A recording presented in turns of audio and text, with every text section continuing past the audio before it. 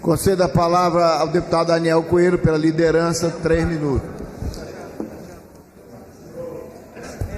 Senhor presidente, senhores deputados, fiz alguns levantamentos de dados que acho que são importantes serem debatidos nesta casa, no que se refere ao ambiente para o empreendedor brasileiro.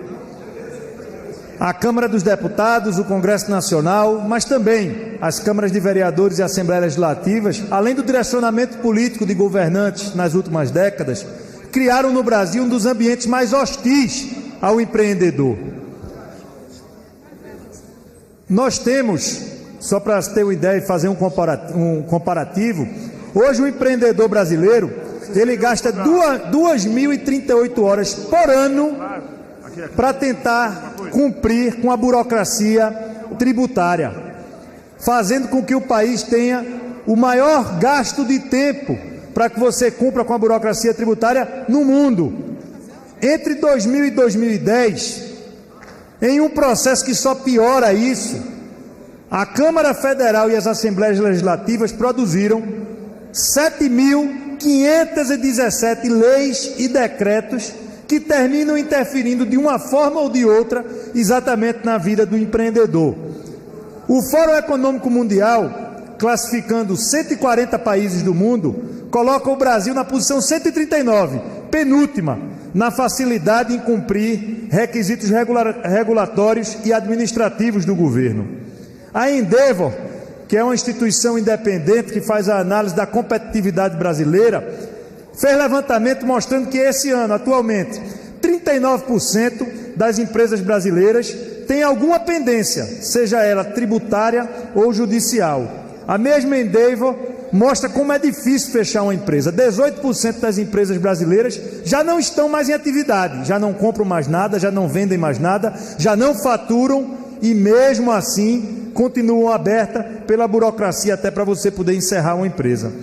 No Brasil, como resultado de todo esse emaranhado, dessa burocracia, desse governo que atrapalha diariamente a vida do empreendedor, nós temos 34 milhões de brasileiros trabalhando na economia informal e apenas 33 na economia formal, ou seja, com carteira assinada, com registros formais. Temos mais brasileiros hoje trabalhando na informalidade do que na formalidade, exatamente porque é difícil empreender, regularizar uma empresa, abrir um novo negócio em nosso país.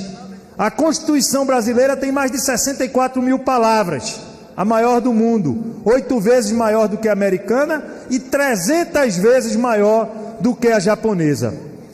A gente vê às vezes a imprensa, a própria sociedade, fazendo um comparativo da atuação de parlamentares pelo número de leis, de projetos que são aprovados. Eu digo, senhores deputados, o nosso desafio ao longo da próxima legislatura, como no fim dessa, não é de criar novas regras, não é de regular mais e complicar mais a vida do brasileiro. Muito pelo contrário.